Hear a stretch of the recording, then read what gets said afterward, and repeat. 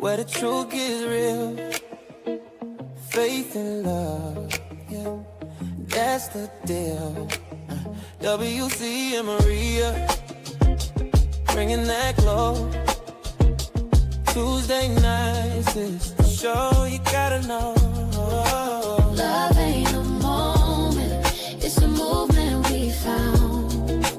Beyond the vows, where the real talk sounds. From single to married, decades deep. Together we rise, where the promise is key. Lessons and laughter, faith in the mix. Every story a bond, every challenge a fix. Tune in, don't be late. 7 p.m. Let's elevate. So come vibe with us. Take a seat, take a bow. We're diving deep beyond the vows.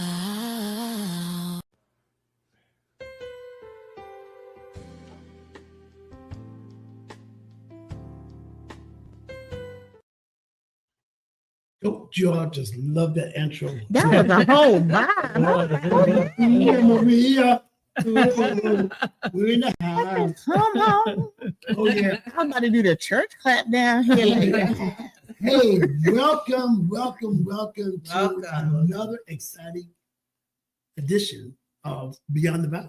Yeah. Actually, I want to say this is Weekend Update on WC. That's her, Maria. No, but you know, because we're out of the living room, away from our nice cozy fire, because we got company tonight. Yes. And my wife told me to be on my best behavior. And he probably won't be. Of course not. Of course not. So listen, we are here with our special guest tonight, Pastor Byron and Rasta Collins. And oh, wait a minute, I gotta do something because y'all have messed me up. Okay. Because see, y'all do a podcast. Y'all do the same thing, right? So this one here, Uh-oh. talking about how would you kiss me like teeth? Oh, no, I have mercy. Okay. Are we good now? We good? No. Oh, You want more? Yes. Don't tempt me down. She said you should have did that without somebody else having to do it in order for you to do it. All children turn away from the screen. So anyway, thank you all for joining us here every Tuesday at 7 p.m. here at SKST TV Radio. Yes. If you want to be on the show, if you have concerns, questions, or just comments about the show, reach us out at Beyond the Vows with an S SKSTVradio@gmail.com. Yep. And as always, and we have a disclaimer. What's the disclaimer? Well, I'm so sorry. That's what you call all the timers. No, it's not that. Okay, so I'm going to put a disclaimer. We are not professionals. We're just married. That's That's good. it. That's All good. right. That's And good. before we get into everything, we would like to put a shout out to Cammie Grayson. She is awesome and amazing, not only sister, but this is her radio show. And if you're interested in having a podcast, please reach out to her, www.skstradio.com. She will hook you up. That's good. Well, actually, this is our show, but she owns the whole shebang. Of course, Yeah. but I wanted to shout her out. And to let her know that I am the older brother. So anyway, That really don't matter. So listen, we always want to shout out our awesome sponsor, which is deafhopechild.org. Yes. Deaf Child Hope. See, that's 6 times fast. Deaf Child Hope International. Yes. We've got our children who are all over the world, over 25 million children. Not only are they in poverty, but they are deaf. So we are so excited that we were able to sponsor a child in the Congo. And you can do that today. So go to deafchildhope.org, look at the children, put them in your heart, and try and consider sponsoring a child today. Okay, this would be good. So anyway, so guys, we thank you so much for being here. It's a pleasure. Thank you for having us. And he and I've been together all day. Yes. Because we've been feeding the needy. Yes. And all of a sudden, he claimed I worked him to death. He worked me. He worked me just looking at him, picking up boxes and stuff. He actually picked up a box Yes, he did. And I got a cramp every time I saw him. because he a good supervisor. He Oh, don't. no, he was working me today. Now I know. He took pity on, he don't do that. He's a supervisor. He manages very well. So listen, go ahead and introduce yourselves to our audience. I am Pastor Byron Collins Jr. from 2B1 Ministries. And I'm Lady Rosta Collins Okay? from and, 2B1 and Ministries. tell them about 2B1 or 2B2. 2B1 is a ministry that's non-denomination, and we just love the Lord. We believe in helping people. We believe in kingdom mindedness. Yeah. So everything Jesus taught, we believe following those examples. Yeah, and then you're into music. You play. You've got a studio. You do video, photography, just so much things. Every day event we're always together. But this one right here is a comedian. Yes. Yes, comedian. Because you actually were on stage with us during the Juneteenth. Yes. I had you MC, and Yes. she was funny. I try. I she have a was couple funny. jokes here So and do there. you do a lot of comedy at home? Yes. Oh Lord. Yes. Is he the butt of Listen. all your jokes? No, he just thinks everything is funny. Oh, no. I could be so serious and he gonna laugh. He's like, but you're just so funny, sir. I am so serious right now. You don't realize how close you are. You this close to being hurt. You're laughing, sir. Well, this show that was birthed in us. One thing we always said was that, especially the church, that the church is so adamant at trying to tell you to get married. We don't care what the situation is, you got to be married. But they fail, and this is not all churches, Right. but they fail when it comes down to how to stay married. Right. Yeah. Okay, Exactly. what happens after that? Do you take me or I take you, and it's better for worse, sickness and health, and do all that stuff. So we want to talk tonight's subject. We want to talk about marriage and ministry. Okay. Okay. You're a pastor. Mhm. You're a first lady. So we want to just kind of delve into your life, okay? As how does that work? Your marriage and your ministry. See, I told y'all. He just look at me and laugh. I ain't even saying no joke. She's so serious. Yes, she is. So how does marriage and ministry? So I will say this. We've been married for a short little minute. I mean, it's been a minute, but I will say once we started incorporating ministry, it was like the marriage got stronger. Yes, it did. Once we, it was getting stronger before we started ministry, because we both collectively really made a conscious effort to start putting God in the middle of our marriage. And so it was like once we started doing that, things just bloomed, and then the ministry bloomed. And so with that, it's work, but it's God's work. So I won't complain. Amen. That's good. I love that. So how did you cultivate that? Because in marriages, some people don't know how to put God in the center of their lives. How do you put God in the center of your marriage to make your marriage and your ministry? We followed the example. The Word of God says, "Man, love your wife like Christ loved the church." I could not love Christ or the church more than my wife. Wow. And I had to sit down and we had conversations. And one thing God told me to do was was to start taking my wife out, Wow. sit down, have conversations with her. And it wasn't just any conversations. We was having some serious conversations over a lot of things in our life, a lot of things that will happen in our marriage, children, what she likes, what she don't like, what I don't like, you know. And some things, I'm gonna lie to you, some things hurt. Yeah. However, God used that to be a blessing to us, support to folks. Yeah. Because if we That's didn't go good. through it, Right, how can we right. talk to somebody else? Exactly. Exactly. That's good. I really, really like that.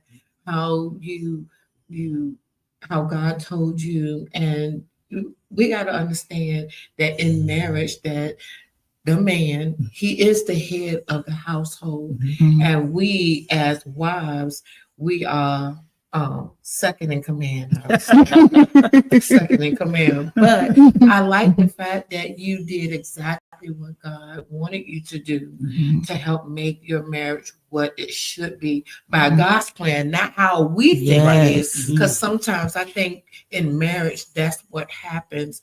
We think marriage should go a certain way. Right. And honestly, we're wrong. And we So really wrong. need to do things the way that God intended it to be worked. But it takes a determined mind, somebody that wants to do it. And I know it wasn't all that easy. I know it wasn't, because let's just be honest, everybody don't communicate with them. That's right.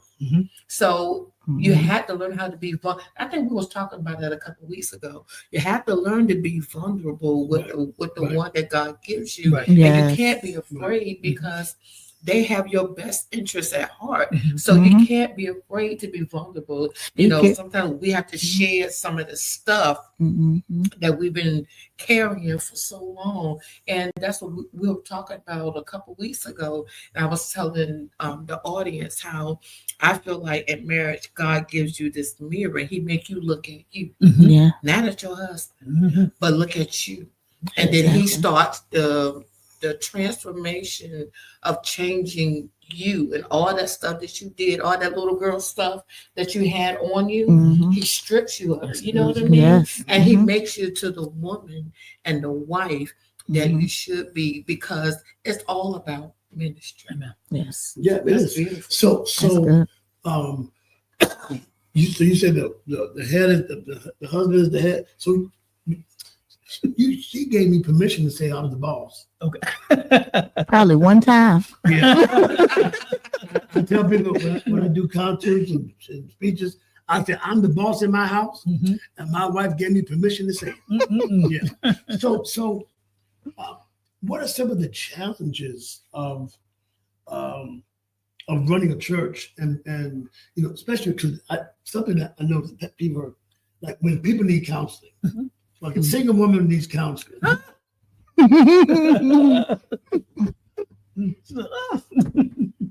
And we do our pretty wife smile at the camera. Exactly.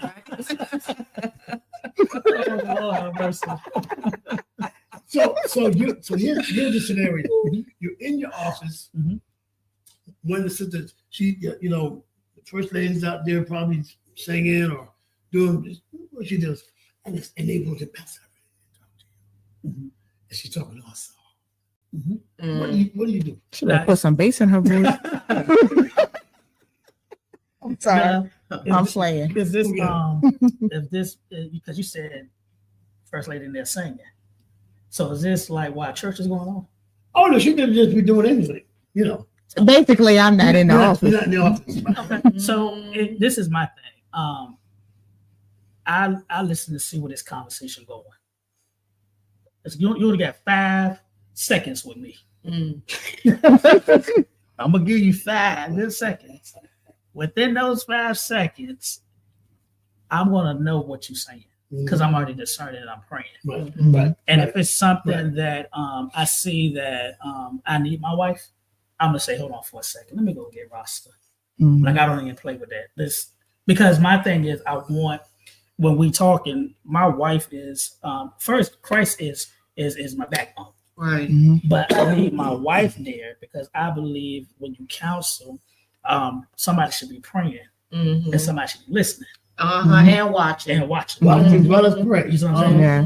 So my mind becomes, I may not hear what I need to hear, but she will pick it up because she's a woman. Gotcha. So it all Gotcha. depends what that conversation is being talked about. Gotcha. You know Gotcha. what I'm saying? So Gotcha. So you think that, do you think it's always important that with a female that wants counsel that your wife be present? I do believe so.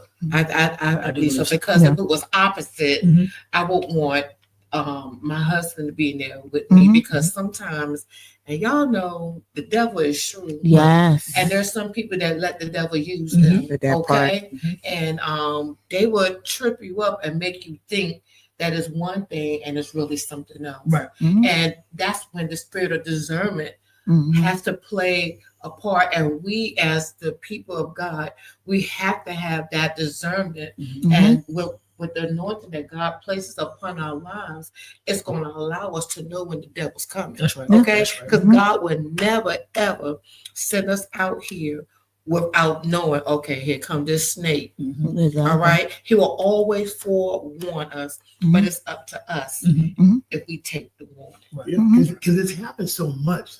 So many things have happened in the church, but they give us a black eye. Mhm. Mhm. Where people said, well, if they're doing that in church, what do I need to go to church for? Right. You know what I'm saying? Mhm. And that's why I said to be very cognizant of the spirit, Mhm. you know. But so tell me that. So do y'all have fun? Oh, we have a lot of fun. Everybody says I do. Everybody thinks the pastor and the first lady are just boring. Oh man. I have They're the having no fun. most unboring We first never lady know. ever. We like kids. Exactly. It's so sweet. Exactly. when you're in love with someone, it just reminds you of your childhood, especially when you first meet them, and you know you got the goo eyes, and you can't keep your hands off of them. You know what I mean? Right. Right. So it does. It's almost like living that childhood thing, but you're an adult. You know what I mean? Now, Yeah, 'cause- now the reality Okay. of where we are now is that took some growth Yes, it did. Oh, because we were not always there. Yeah, we were separate. You know, we were together and separate. There was thoughts in my mind of how he was going to be gone from this earth. Oh my gosh. Lord, thank you for deliverance. Lord. And how can I do this? Oh my God. No, I'm playing. But really, you know, the beginning is always cute and sweet, Right. you know, and then once you get into the meat and potatoes of things, Mhm. which basically was basically 6 months for us because we got married after Yeah. 6 months. Yeah.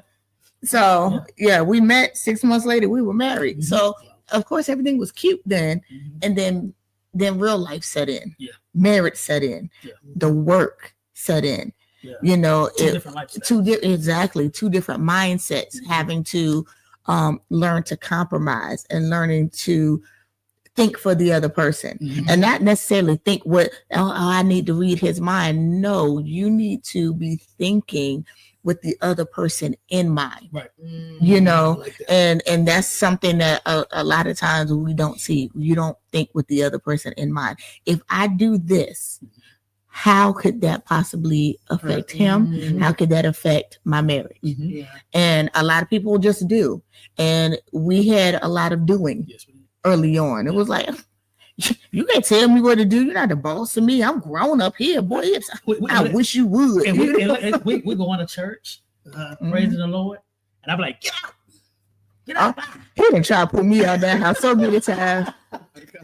Listen, I call him Martin. You remember the episode of Martin when Martin told Gina to get to stepping? Yeah. And then she got up to leave. He was like, Gina, come back, Gina. I said, that's him. I'm like, sir, you know you don't let me go nowhere. Look, it sounded good when I said it.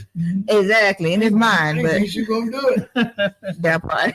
So what in helping other couples navigate that, because we've talked about that a lot, Mhm. about when the honeymoon stage, you know, Mhm. we talked about the 369, Mhm. you know, which is the 3 months of getting things together. And by 6 months, you start knowing, oh, okay, this now. And you get to the 9th month and like, okay, I think we can do it, but it's going to happen all over again. What are some of the tools that we can use, to try to navigate, especially, coming from two different sections of population? You were raised one way, he was raised another way. Some values may be different. And because you said the compromise. What are some of the tools that are good to use? Well, I'm gonna just tell you one. If you're saved, now this only gonna work if you're saved. Okay. I'm talking to a saved person. If you're saved, you have to surrender to God. God will teach you how to surrender and submit to one another. A lot of Christians miss that. And that, I mean, they miss that in every aspect. You know what I'm saying? If you're not surrendering to God, God had to break me. It dealt with me first. God always deal with the man first. But a lot of people think, what I'm saying, we go to the woman. No, God did with the man. So I shared with her one day, I told her, stop trying to control me. Which it really wasn't control. It was just she was far. I was nagging. She was just a far advance of wisdom where I was at, because I was single for so long. Did things my way and everything. And God had to show me, hey, when I gave you my daughter, see, that's the key. Wow. They started talking like that. When I gave you my daughter, that came with a certain responsibility. So he started dealing with me now. Like, you need to surrender to what I'm saying. I'm not concerned about what she's doing right now. I'm not concerned about what she said to you. I need you to surrender to me. As I surrendered to him, I started not saying certain things to her, because he had started telling me, your mouth has got left. And that's not how you should be talking to my daughter. Now mind you, I ain't no pastor. Okay. I'm just a church person going to church. Minister music, playing the keyboard. But all this is happening in the house, and we got kids on top of this. Wow. You know what I'm saying? So, he had to deal with me. A lot of stuff she was saying. He had to break me. But I had to listen. And it wasn't until he broke me and I listened, then I could go and really start talking to her. Because a lot of times I just didn't say that until I started being quiet. Just listening. And God started saying, now I need you to talk to your wife. Now bring this to the table. You see what I'm saying? Wow. And then that whole house got in order. So I had to use God wisdom, not Byron wisdom. Because Byron wisdom was ready, like, let's sign these papers, let's go. And when the house falls in order, it's just everything falls into place. So can I ask a question? So in the process of him going through that, what did you do, Foster? I spent a lot of time being angry. I was angry a lot during that time because I felt like he wasn't listening. And not to be like, oh, I know I'm always right, but I knew in the things that I was saying, I knew I was right. And so it was frustrating to sit in the midst of this and deal with this and do a bunch of crying and being sad. And, but he had told me something key once. And it was, matter of fact, he just mentioned it a little bit. He said, it is not your job to change me. Right. It's God's job to change me. He said, anything that I have an issue with you on, I take it to God. If you notice, I don't bring it to you. I take it to God. And I let God deal with you on it. And once he said that, I was like, man, please, I'm going to tell you to your face, like, you better fix this. That's how I was at first. But then I kind of started, I really started seeing a change within myself. I realized God was working on me. And I said, okay, he said something key. So let me start taking this to God. And so a lot of the things that I was telling him, I just kind of stopped. I'm like, okay, I let it go. Now it became funny when I took it to the Lord, and this one right here come back to me with the same thing I had told him months ago and said, well, you know, the Lord told me, blase blah. So I said that, you know what, to God be the glory. You know what, if you had to listen to God to get it, that, you know, hey, but I just really had to start taking stuff to God and stop trying to get him to see things my way. A lot of times in marriages, it's like, well, you need to see things how I see it. Well, when you got two different people coming from two different things and operating differently, and whether it you know, this is their first real relationship or a second marriage, third marriage, whatever the case may be, there's some old stuff that has to be taken off of them before they can really accept what it is that you're saying, what's going on. So I just really had to do a lot of praying. I had to pray, and I had to just be like, God, I gave it to God. I gave it to God. I'm like, I can't do nothing. I said, I've been talking for years. I've been saying the same old record, the record scratched now. So God, I'm sending this to you. You put that new song in his ear. You know, so and there are times when it's really hard. I've experienced that when you really want to totally surrender, because God gives us free will. Yes, you know, and sometimes we just take that, you know, and just go off. I'm comfortable with that. Do whatever we want. You know what I'm saying? Whenever. You said I can have free will, so I'm gonna say what I want to say because you said I can say it. You know. And it's almost like we talked about with PTSD. Well, and I would sometimes say, I got a PTSD card and I ain't afraid to use it. You know, I get a check every month for that. But then it's like, but that doesn't give you an excuse. Right. Especially when you actually recognize it. Yes. And you can read, my pastor back when I was a kid, you said, reason between the therefores.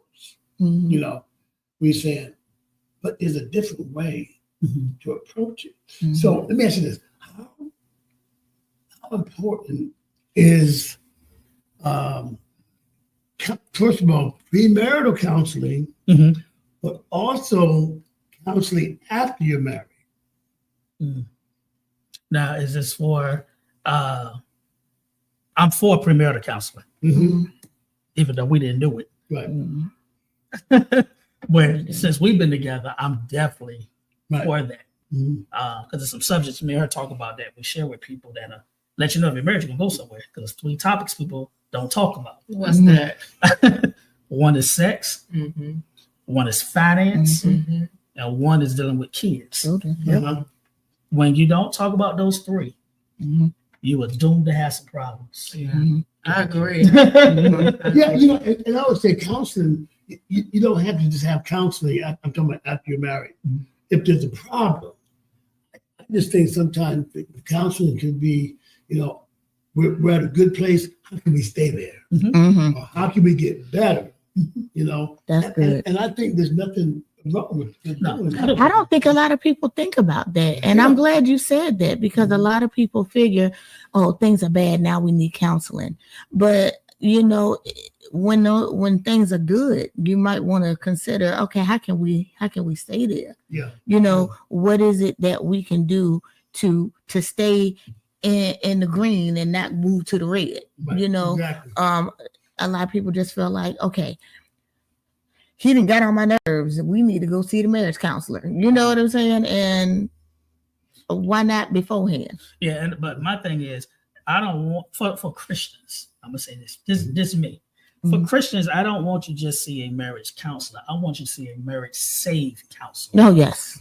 Because they're going to keep you grounded and rooted in the word. In the word. You know what I'm saying? A lot of us as Christians, we never really fulfill what we need to in Christ. You know what I'm saying? Because we don't turn around here and actually stay with the word. We got too much worldly.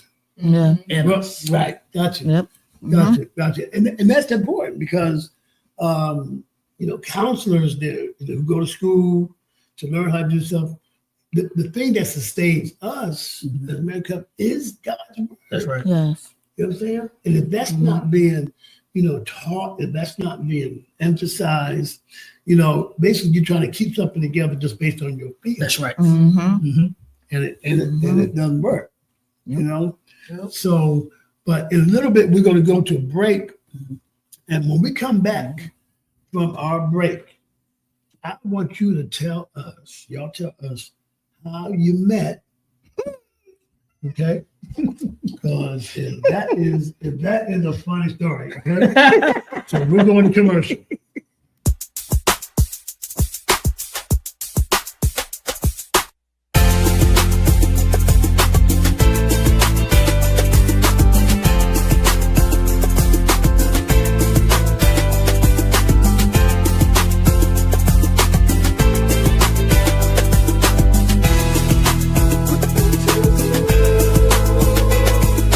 Follow the crowd. Sit on the back row. Got my stuff ready. All right, so we're back, and we're get our special guest tonight, Pastor and First Lady Collins, that are here, and this has been very entertaining, Yes. very enlightful. Very informative. Now we just want to know. Inquiring minds want to know. So y'all got married 6 months after. How did you meet? Go ahead. Well, okay, this again. Uh-oh. I want no pastor. I want no pastor. That's okay. I always bring that disclaimer because I want you to know. Yes. God was dealing with me in transformation. And I was actually He was in these streets. I was. Man, In the flesh. Okay. going to church on Sunday though. I'll make sure I was there. Yeah. You know what I'm saying? But no, what happened was God was really dealing with me. A friend of mine said, "Hey man, go on to sites. What's the thing? Websites Mhm. to see females." I said, "Man, I'm going through them like I'm messing with the ones in the street." Oh, Jesus. I'll be honest with you. You know what I'm saying? And the crazy thing, he was a church guy too. But I was like, man. So I talked to Rasta. I met her on the website. I don't know what's called. Plenty of Fish. Yeah. Plenty of Fish. Met her on Plenty of Fish. And I was like, I'm being honest with you. I was like, ain't not gonna come out of this. She just like everybody else. I've been messing up here, because I would just say some stuff. Next thing I knew, did what I did, and I was done. Right. But this time, Rasta, when I talked to her, she wasn't like that. She actually messed my head up. She was talking to me about her job, her kids. I was like, oh, this girl can talk. We got a conversation going on. Okay. Let me see where this gonna go at. You know what I'm saying? So I said, let me try a different approach, and I started talking to her, and I didn't read a little headline. I should have. He did not. Let me tell y'all. I'm sorry. I got to interrupt you. Okay, so let me give you a teensy bit backstory for me. But I had been doing the online dating. I just had profiles up there because the caliber of men that I was meeting out was and so I was like, I'm not going anywhere. I'm sitting in the house. I said, I'll try a little dating website. I had gotten to the point where I was content with being alone with 100 cats. I said, I'm gonna be the cat lady. That's just what it's gonna be, and I was fine with that. And so on Plenty of Fish, this little 5'4" man sends me a message, and I looked at the description, 5'4". I'm 5'6". And I like to wear heels, so that's gonna give me a good about 5'9". So now I had actually prayed to God during that time. I said, God, if you send me another man, I said, let him be a God-fearing man. Let him know how to sing, and let him have communication, because that was one of the things that I felt like is lacking or was lacking in the dating world back then. Mhm. Communication to me is not a text message saying good morning beautiful, good night beautiful. That's not communication. It's not. That's not how you're getting to know me. Right. And so when Byron hit me up, it was like, okay, let me see what this little short man about. So you didn't have a height. You didn't have a height requirement, did you? I did. You know what? I did not. I was an equal opportunist dater.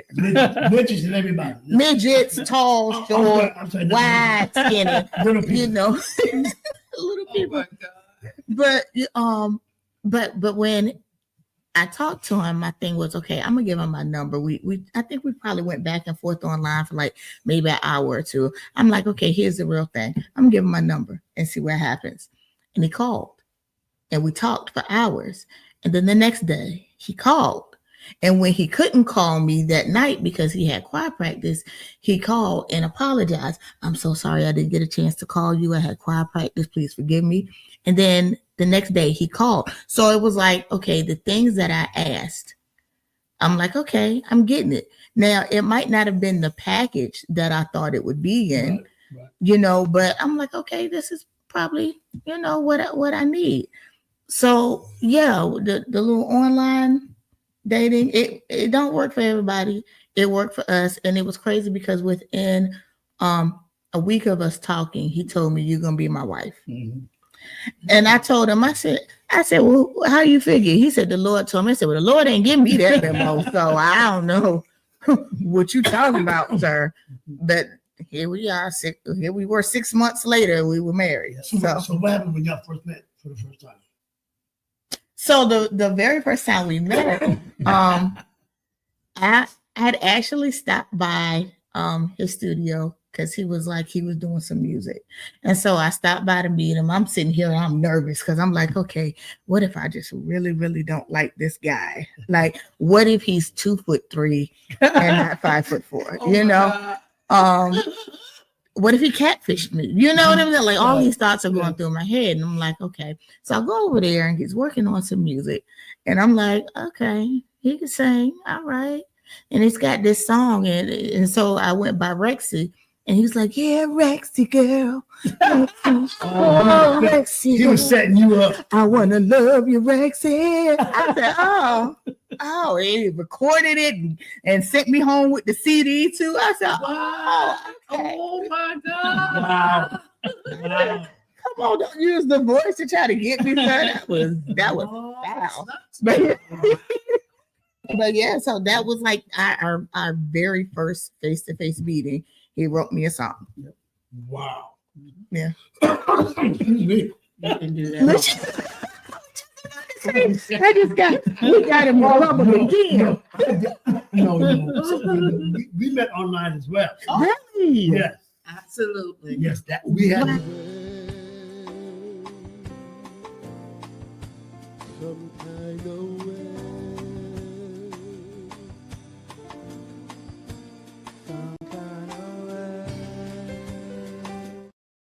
When we got married,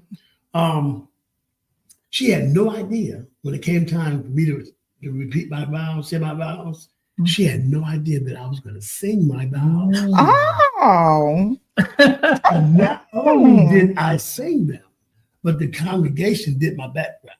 Oh. Did you cry? I know you cried. I did. Because she used to say, she would say this thing up.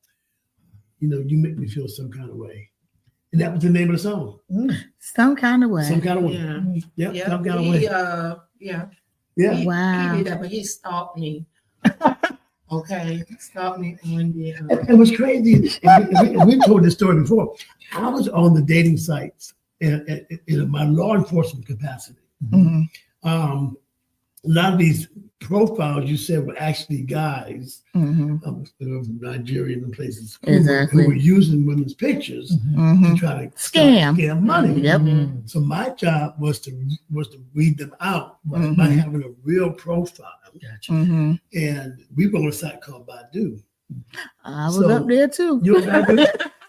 I knew about all them types. I knew what to do. So So I was finishing my investigation tab, and when I logged on, and the body's like there's pictures everywhere, and there's those thumbnails. Hers was right in the middle, and I just saw her eyes, and I was like, That's like, that's probably some little Nigerian man using this woman's picture, But long story short, when I would see her picture every day, and I actually made a screenshot of it, put on my phone. So I remember the first night I put my phone on my pillow and I played, didn't talk to her. oh, you sleep? Yeah, you sleep. Went to the grocery store and I said, babe, we need some detergent. I'm just really fantasizing, ready to be brought down because I knew when I made my. But she reached out to me, because she saw me keep coming to her page. And when she said, the lady on your profile, that's Dr. Cynthia Chapman. I went, wait a minute, there ain't no African on my mom. She knew that her mother was a singer, and then I had said, she asked what I was doing on the site. I said, well, are you in Virginia? I said, well, I just moved back to Virginia, because my mother passed and taking over my granddad's church. She said, well, what church is that? And I typed in, Garden of Prayer number 4. She says, Bishop Samuel Moore. I'm like, huh? Like, you know too much, ma'am. So found out that her church was renting my granddad's church. Wow. In the afternoons. Wow. And then it clicked to me. My grandmother would tell me, she said, they got some church right in their building that they tearing up their carpets, shouting on me, please. But it was just amazing, how that all happened. And so it works. Yes. It does. Oh, you know what? I forgot. That's what I was supposed to be talking about because you said you didn't read. So on my profile, I'm gonna touch this real quick. On my profile, I always believed in being transparent, and I always believed in I'm going to give you the choice of whether you want to date me or not. I'm not going to take that choice away from you by selling myself to be something that I'm not. And in my profile, it was 2 paragraphs. Yeah, it was. That's too long to read. I ain't reading it. It was two paragraphs, and I let it be known that I had kids. What was going on dating wise. I was single. I let it be known me and how I operated. I said, now listen, you can see the very sweet, nice side of me. Wow. Or you can see the complete opposite. The choice is yours. It's how you act determines what side of me you get. So I put that up there. He ain't read none of it. I did. He just looked at the pictures and was like, let's go. So once he started seeing that side of me, he was like, how you get like this? I said, sir, did you not read? Did you not read it? Because listen, I told you I can be sweet as pie. I tried to go back to that profile, but we had took our stuff down, so I couldn't go read it. Too late. Too late. Wow, that is huge. But it's a great thing, and when we talk about children stuff like that, blended family. Yeah. We're a blended family, and it was something. It was an adjustment. Yeah. But my bonus kids, to me, they're blood. They are blood. Yeah. And exactly. And when they really started navigating to me and with things that were going through, it made me feel so good. I know it made her feel good. Kids would come, and they would come to me sometimes before they come to her. Oh yeah. Yeah, that was tripping me out because I'm like, I'm your mama. But they would go to him before they came to me. Yep. And that was like impressive. I was like, okay. Yeah. And my kids were already adults when we got married, almost 14 years ago now. They were all younger. So but I was able to instill some things in them, and with their father and stuff like that. And it just works so well. And we do things together. When they graduate, they're make me a shirt. Mhm. You know, bonus dad. You know, Yeah. that kind of stuff. But that, sometimes that can be a challenge. Yes. You know, especially when it comes to discipline. Mhm. How did you get through that? I had a talk with the daddy very quickly. I said, "There's only one man in this house. Oh Lord. I didn't play. If you don't want me to discipline your children, which is our children, Mhm. then you come get them." Like I was straightforward. Like I didn't want to play with it because it was young. Yeah. And we raising them. I didn't know really the relationship. She told me what was going on, but when you listen to it, I'm like, I don't think that's what it is. You know what I'm saying? But I started seeing it, and then I was like, nah, I don't have time to play this game. I know that's right. Hey, Will. Mhm. So I mean, all of everything that you all saying is just really, really good, and I appreciate y'all so much for coming to the podcast and sharing with the audience about marriage and about everything. Now, there's a game that Will and I Fun time. want to play. I love games. Yes. Yes. It's called what's the name of the game? Will? Explore your spouse. So Okay. I'm going to ask you questions. Okay. She's going to ask him questions. Okay. About you. So you want to go first, honey? No, you can go ahead, honey. Why? That's because I'm the boss. No. I said so. She just bossed you. Oh, Boop, boop. Okay. Okay. So, tell me of a time when you felt misunderstood by him. Just one?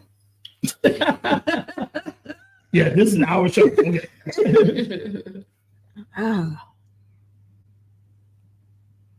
Okay. So I think a time that I felt misunderstood was in the early to middle part of our marriage, with him working in the studio and having people come in, I would have some feelings about some things like, hey, I think this is inappropriate.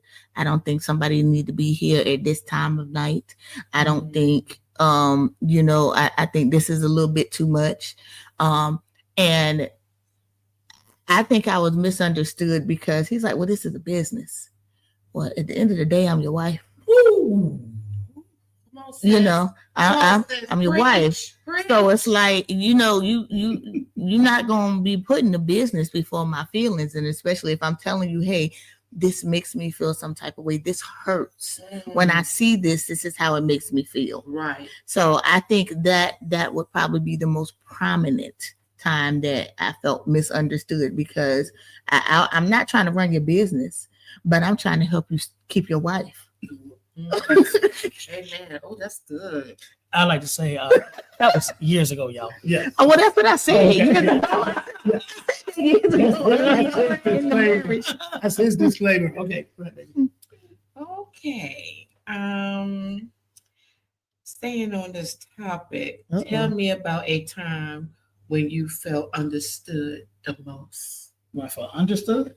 You was when is the time that you felt understood by your wife the most? Understood by her. Mm-hmm. And you better not say when you took me to get something to eat. You better not say every time you took me to a restaurant that answer's off the table now. I think understood is when I had to come back and apologize to her for calling her out her name. Wow. And God told me I better get it right quickly. Jesus. And I had to really sit down and explain some things to her. Mm-hmm. So, and she made you feel understood. She did, because it broke both of us. Wow. She received it very well. Mm-hmm. I love that. Because sometimes people don't know, they have a hard time apologizing. And my thing is, I mean, why not? Yeah. Because people don't understand that one apology can make the difference in your relationship. Just that one. And Anyway, we go on and on. Okay, next question. Okay. Wow. Ooh. What is one of your guilty pleasures that he does not know about? Oh, I don't know. what don't I know? I don't know. Oh yeah, 'cause we talk a lot. I don't hide no food from you. No, you don't. You eat, I eat. Because I make you buy it. I don't really have any. We have gotten to the point now where we're so open and honest with each other. Yeah. So there's like really nothing that I keep from him, even if there's something that like, I mean, anything I want to share with him, I know I can. Mhm. You know, so it's not anything that's a secret. Like, you know what I'm saying? Like, hey, I talked to such and such today. He might not necessarily care for such and such that I talked to, but guess what? I let it be known. Hey, I had a conversation with such and such today. This is what the conversation was about. Mhm. You know, we don't really keep secrets because once we're at the point of rebuilding trust, and we've built that trust back up. Mhm. Because once trust was broken early on, it took a lot. Yeah, So in order to maintain that, you know, I just be honest, I don't have no secret guilty pleasure. And trust me, if one come up, he gonna know about it so he can buy it for me. Look, I know I have one that you know. See, I love sweet tea Mhm. all the time. And when I give it to her, she's like, "Oh, this is really good." My guilty pleasure is I add sugar to it to make it sweeter. Mm.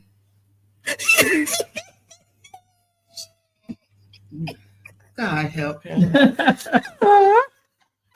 Okay, I'm going to ask this question. Will, you are a character by yourself. Jesus.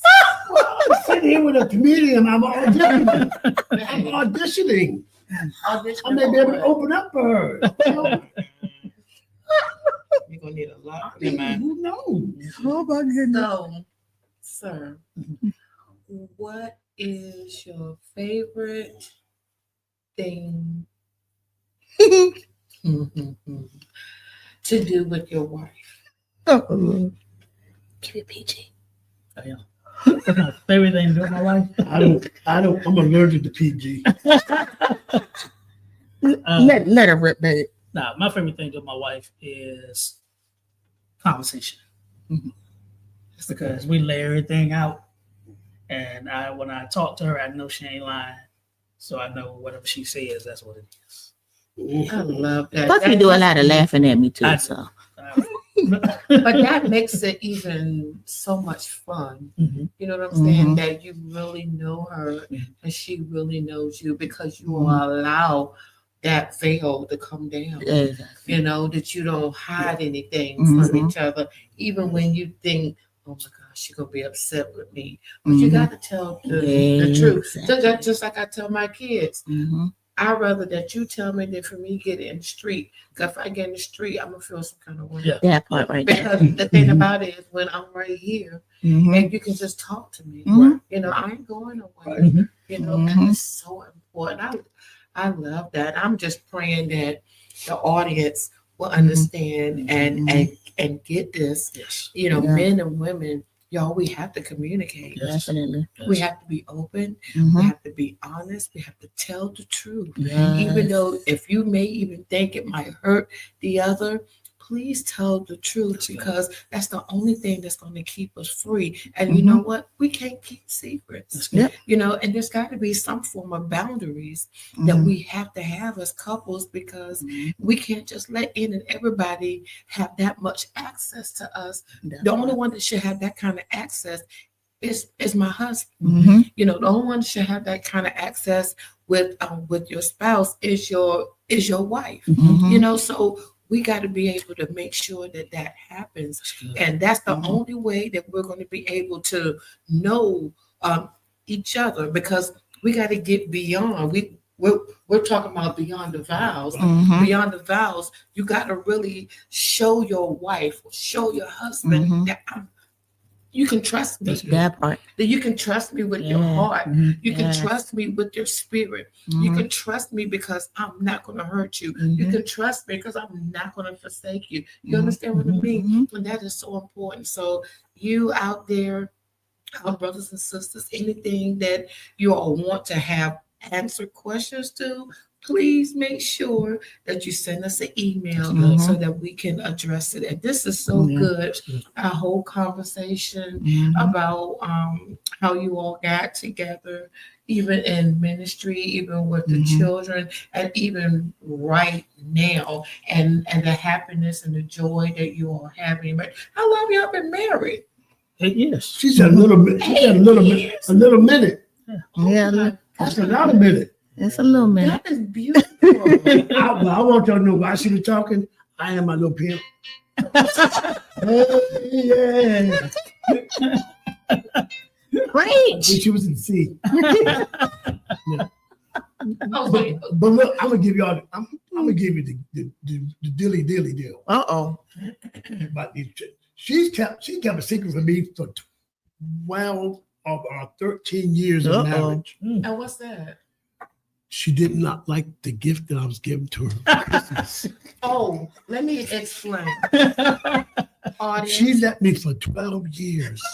audience, I was given the best gift ever. I was smiling. My chest was stuck out. She's in I got the my belly now, but my chest was sticking out. but you know what, baby, I'm gonna be totally honest with you. And audience, listen to what I'm about to say. When you love somebody Yes. and you're in love with them, you're gonna know so many wonderful things about them, Mhm. right? You're gonna know what they like. You're gonna know what they don't like. They don't say nothing. Just smile. Just but just behind this. listen. No, so I give her a basket every year with lotion, from creams and stuff. And then finally one year she said, "Honey, please don't give me that again this year." But let me tell you She what he said, got. I don't like smelling like peach cobbler and apple pie and that kind of stuff. And he got it from Roses. So I can't do that. Oh, even Bath And, and Body Works? No, you. not even Bath and Body Works. Oh. And even if it was Bath and Body Works, I do not want to smell like a fruit tree. Okay, that is I not love me. fruit. I can't, I love fruit. baby. I If do you not smell want to like be a smelling grapefruit, like I'd be all peaches. over you. No, And you know what? Byron would do that. I would get a whole slew of Bath and Body Works. Yes. Difference is I actually liked it. And I told him this Christmas is time to go ahead and renew. That's right. Because it's been about 3 years since he got it. But that's how much he would get and it would last. And I'm like, okay, he ain't got to get it every year. But I do believe in being honest about gifts. Yeah. He gave me a gift, one gift for Valentine's Day. Again, this is one of those moments where in my mind, I pictured how he was about to be gone. He gave me, and people always say it's the thought that counts. Yeah, stop thinking. He gave me a Dollar Tree basket with the Dollar Tree chocolate covered cherries that I cannot stand. Come on. And I didn't told him this before. He gave me a balloon weight, not with the balloon attached, just the balloon weight. Okay. And some other little chocolate candies. And I looked at this basket Look and I at said, I know you lie. Hey, bro, you messed up. Not it. I knew that was. well, you done work. You done work. Let me tell you what he gave me for Christmas.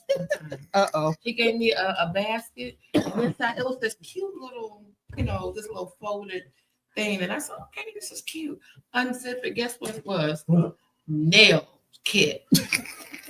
A nail kit. She's always talking about her nail. She got to do her nail. No. I'm being practical. Baby. And goodness why I like going to the salon. Yeah, That should have been a gift certificate. Exactly. But guess what? Guess what we used the nail stain on? Him. His toes, yeah. It's the best ever. His toes. I'm telling you, sometimes I'll just make an excuse.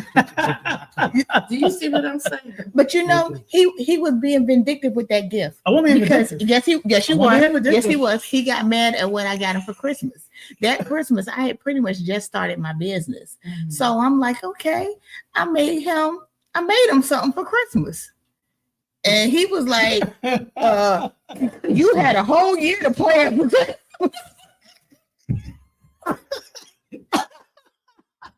And that's all you come up with? Oh, God. Well, listen, we have got to have you guys back again. And, and Candy, just so you know, when we go on vacation, these will be our guest hosts when we go on vacation. Listen, that's all we have tonight for Beyond the Vows. So listen, tell them about how they can get in touch with you guys.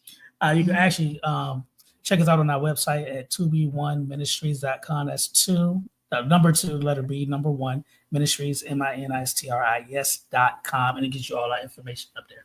Awesome. Listen, thank you again. We want to thank our sponsor, deafchildhope.org. Go to the website and sponsor a child today. Honey, I love you. You good to me. Look at that. Y'all can move. All right. Thank you so much, our engineer, Cammy Grayson, the best in the world, my little sis. Okay. And we'll see you next week here on Beyond the Vows. Some kind of way.